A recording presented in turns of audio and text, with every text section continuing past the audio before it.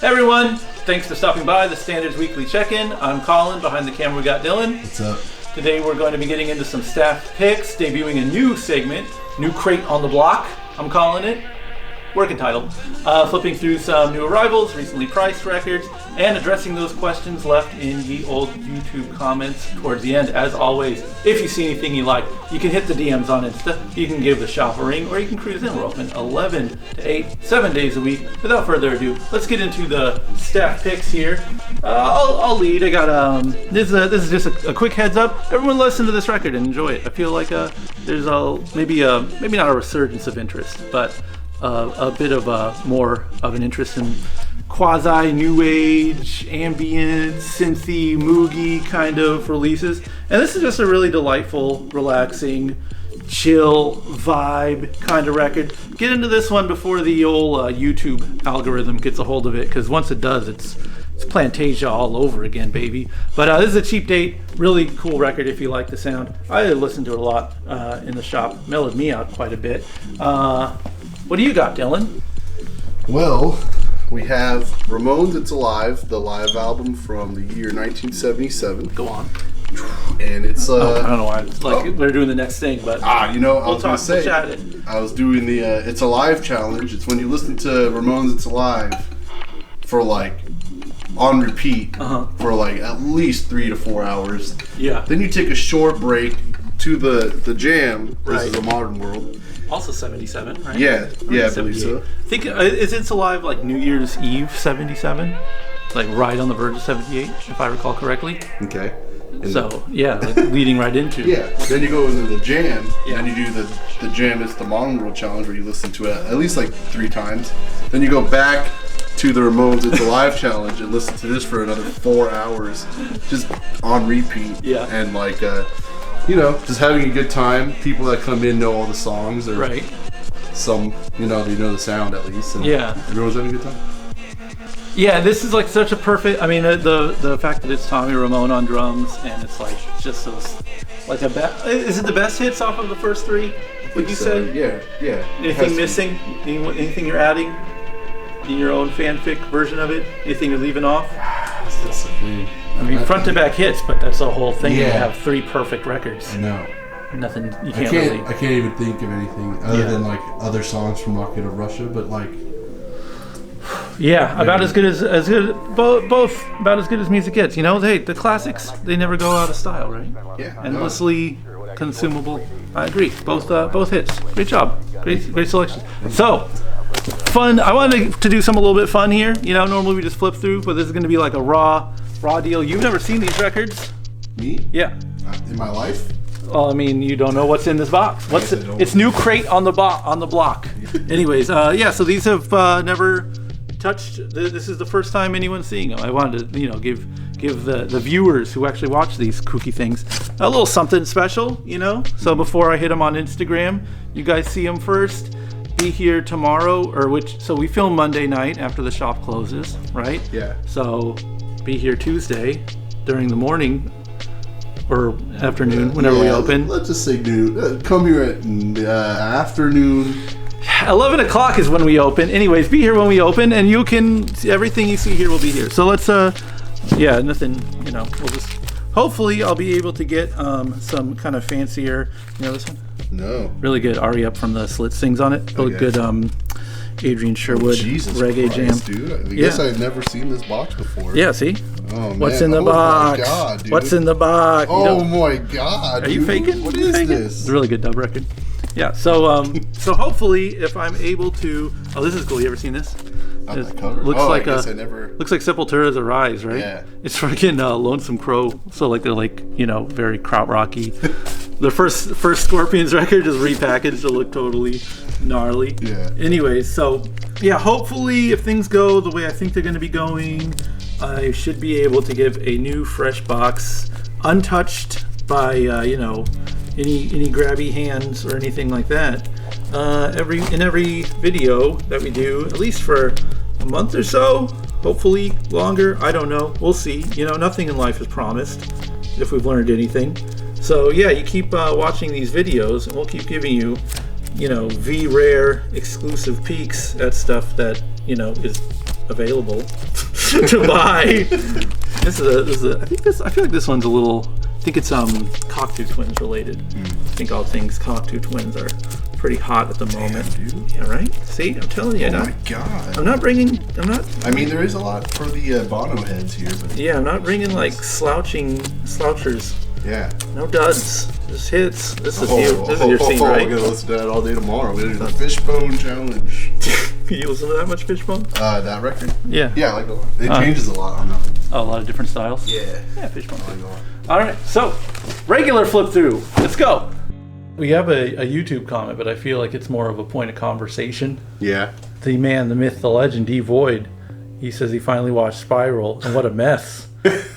Anyway, seeing Chris Rock in this, as is him saying this, had me thinking, oh, how the mighty have fallen. Any other movies come to mind that made you feel the same way? What do you mean fallen? He's playing a cop in a Saw movie. Yeah, so what?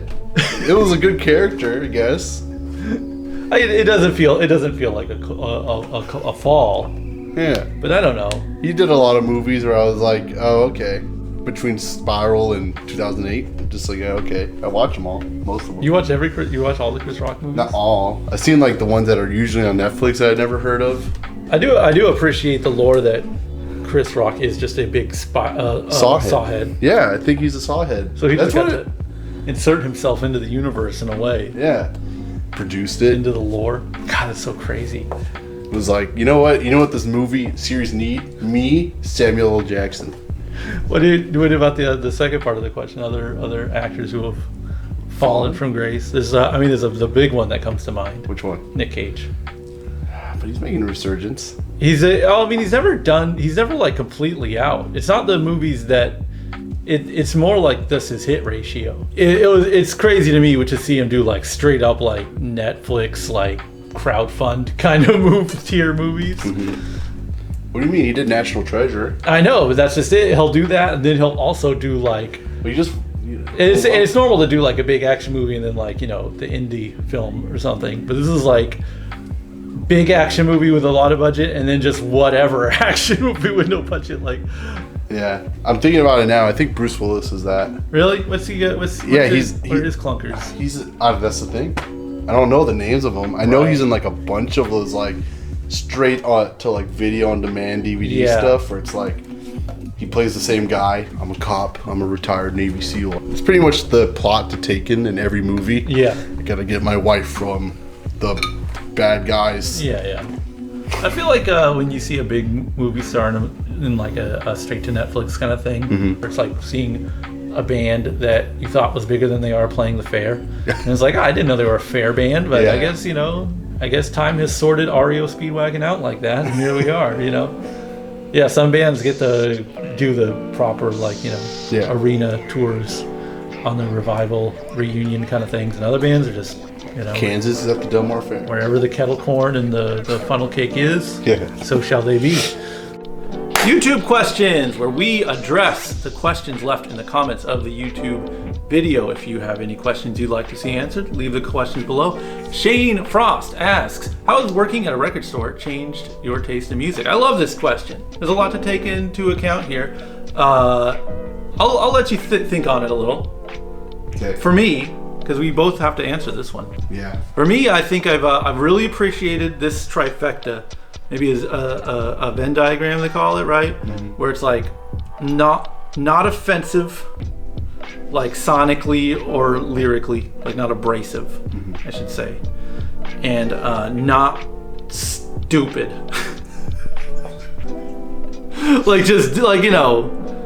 There's a lot of pop music. There's a lot of music in general that's like not offensive, but it's just so mind-numbing and dumb. You want to like throw yourself out a window.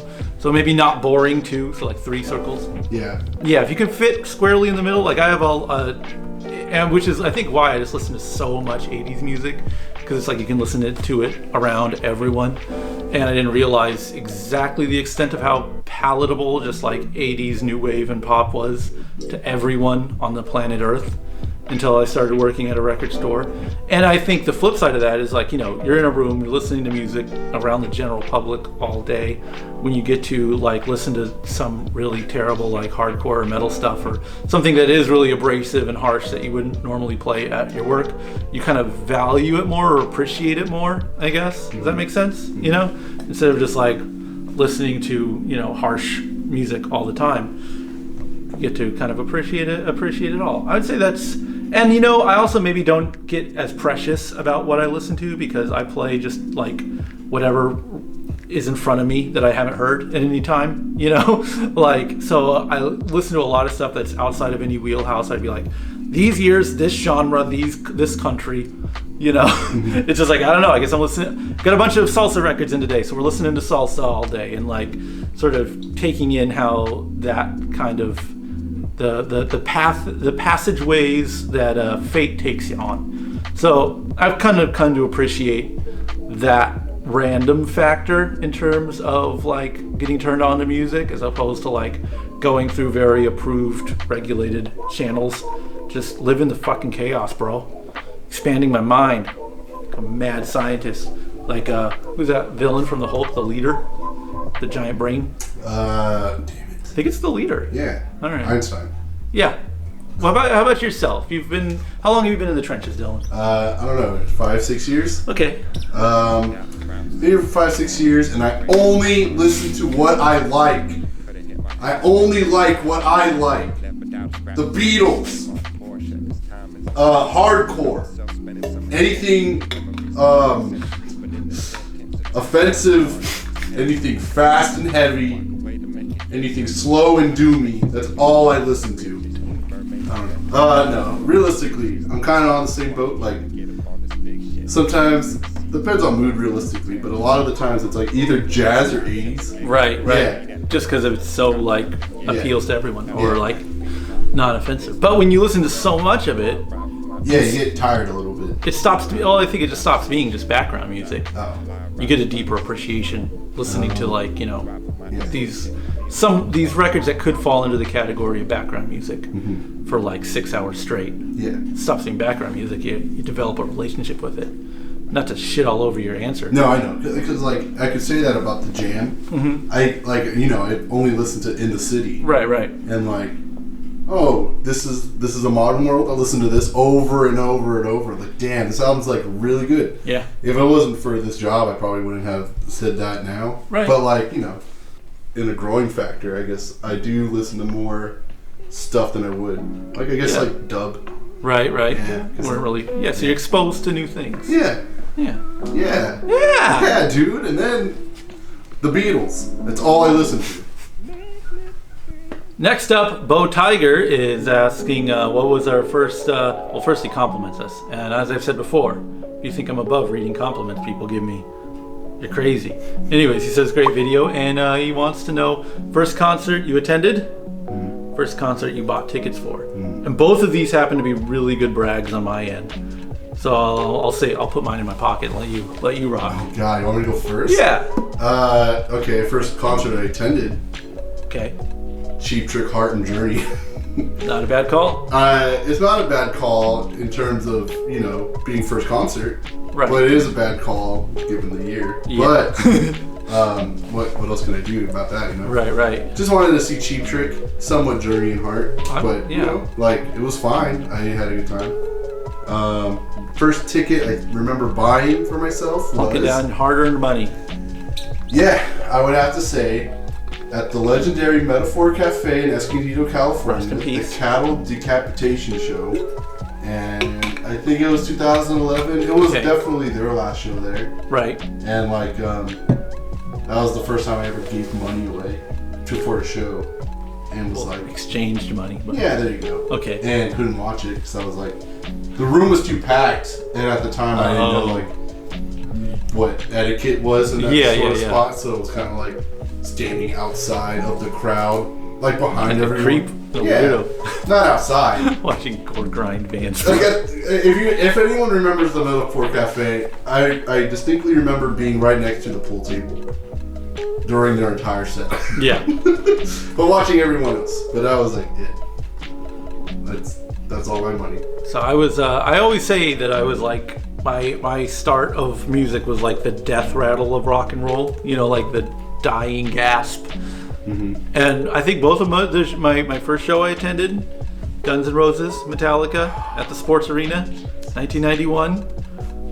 That's pretty death rattly right there. Yeah. And the first show I ever paid money for was the last Ramones tour. Oh my god. Yeah, and it was like in pure quaint fashion. Like I used to make these comic books and like Xerox them off at my grandma's work and sell them in front of grocery stores, which people only bought them because it's like a kid selling comic books, you know, homemade like, you know, really bad indie comics that like I don't even know what I was doing an impression of, probably like Evan Dorkin or something, Milk and Cheese or whatever. Yeah. And then just like just sold those and got enough money and bought tickets to see the Ramones and San Diego Legends, the Neighbors at Soma. And those were the only two bands. Social D was supposed to open, but they didn't, and I'm kind of happy about that.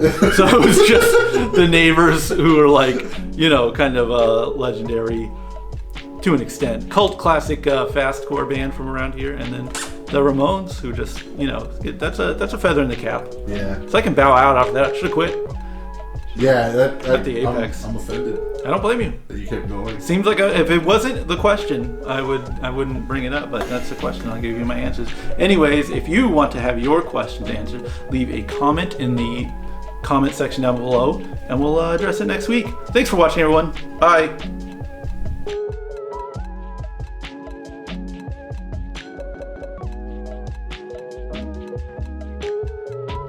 Not stupid.